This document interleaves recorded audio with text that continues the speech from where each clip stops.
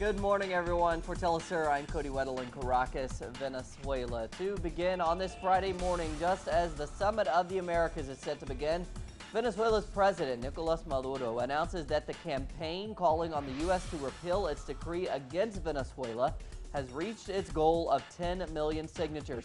Now, speaking at a rally in Caracas Thursday, Maduro praised Venezuelans for embracing the campaign. He says it has forced U.S. President Barack Obama to acknowledge that Venezuela is not a threat to the United States, as March's executive order states. Maduro, who was accompanied by Bolivian President Evo Morales, will meet Obama at the Summit of the Americas in Panama City Friday. There, he will present him with the millions of collected signatures. Maduro says Obama's backtracking on the decree could lead to better relations between the U.S. and Latin America. The statements by President Barack Hussein Obama could temporarily open a window to begin a new era of historic relations between Venezuela, a free and sovereign Latin America, and the empire of the United States, but based on respect and non-interference in our domestic affairs.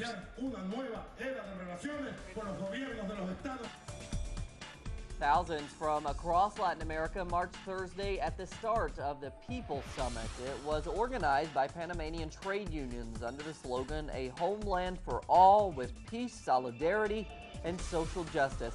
Marchers condemned the U.S. decree against Venezuela, but celebrated Cuba's participation at the Americas Summit.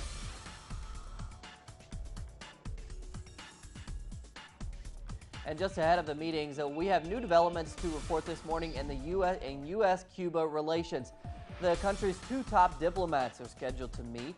The U.S. State Department is also recommending that the island be taken off the U.S.'s so-called list of state sponsors of terrorism. And U.S. Secretary of State John Kerry met with his Cuban counterpart, Bruno Rodriguez. Now, they met on the sidelines of the Summit of the Americas Parallel Forums.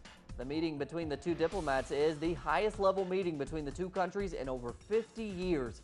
U.S. President Barack Obama was in Jamaica speaking with CARICOM leaders.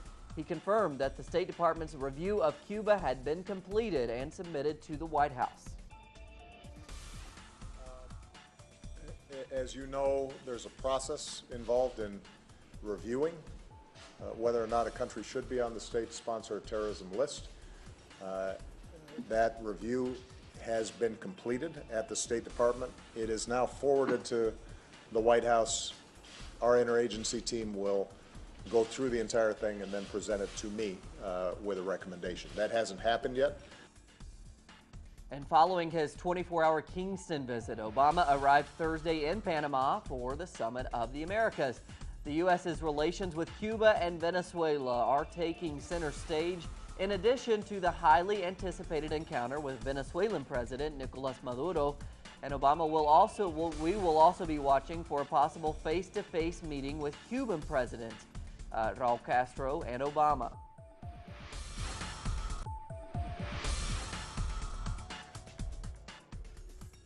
In Colombia, hundreds of thousands took to the streets in support of the country's ongoing peace talks.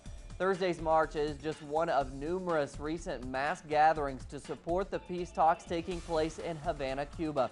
The massive demonstrations held in various cities also commemorated the 67th anniversary of the assassination of a popular left-wing politician. Many see his death as the event that set off the decades-long conflict that has claimed more than 220,000 lives. Colombian President Juan Manuel Santos also participated in the march and says the talks are moving in the right direction. I understand that there may be skepticism. Many people don't believe the FARC. But believe me, we are going in the right direction. It's not easy. Making peace is much more difficult than making war. But if we have willingness and good faith, we are going to succeed. And that's the best thing that can happen to this country. Last month, high school students in Honduras organized to demand improvements to the education system. After the murder of 4 leaders of that new movement, the students are heading back to the streets. Here's Gerardo Torres. March in Honduras was marked by violent repression by the police and military against a new organized national student movement that demands better quality education and protested the intention of the government to extend the length of classes. After Easter vacations, students say they're still waiting for a response. There have been actions in some high schools, and the reaction has been the same as before Easter. Military and police trying to remove the students and beating them in a clear response ordered by the government and the education minister. In order to not tolerate the student protests, they are expressing their discontent for the conditions in their education center.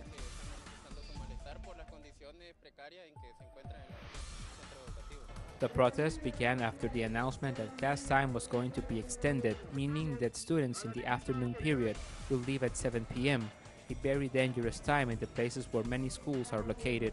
The protest grew and 4 student leaders were violently murdered, according to authorities, in cases that had to do with regular violence. The students, however, believe that the deaths were planned and demand a real investigation.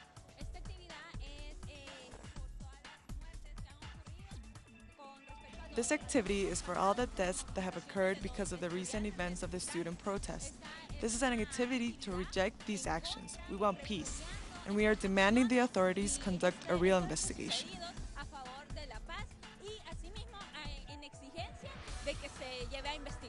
The student movement that has become national is also demanding the immediate resignation of Education Minister Marlon Escoto and assure that next week they are going back again to protesting in the streets. Gerardo Torres, TeleSUR, Central America.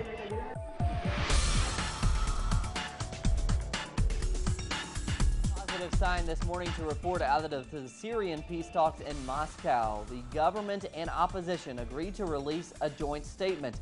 The document will center on 6 points that both sides have agreed on. Those include enhancing territorial integrity and combating terrorism within the country. This is the second round of negotiations. Both sides have committed to further discussion on remaining items. More than 200,000 people have been killed in the Syrian conflict so far, with millions displaced. The Saudi-led coalition attacking Yemen blocked a humanitarian shipment from entering the country. It consisted of tons of wheat and medical equipment. Eventually, the equipment from Doctors Without Borders and the Red Cross arrived in the port city of Aden. Airstrikes on Thursday killed 20 Houthi fighters and injured dozens others. More than 600 have been killed in the 2 weeks of fighting, with over 100,000 being displaced. Despite gains made in recent elections, France's far-right National Front is experiencing its biggest crisis in recent history. The party's leader has called out the group's founder for racist remarks. National Front leader Marine Le Pen publicly urged party founder, who is also her father, Jean-Marie Le Pen, to withdraw from political life over offensive comments he made. Now, last week, the senior Le Pen defended his past comments, calling Nazi gas chambers a detail of history, while also calling Manuel Valls, France's Spanish-born prime minister, the immigrant. Marine Le Pen said her father would be called before a party disciplinary hearing, which her father has vowed to fight.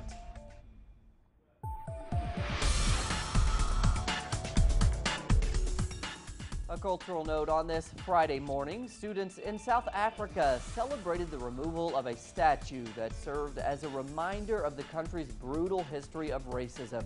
Cheers erupted as a crane removed the huge bronze statue of British colonialist Cecil Rhodes. Now, Rhodes was the notoriously racist mining magnate pivotal in the shaping of racist states on the continent. South Africa's government welcomed the removal of the statue. Wednesday, its removal was approved by the mainly white council at the country's oldest university.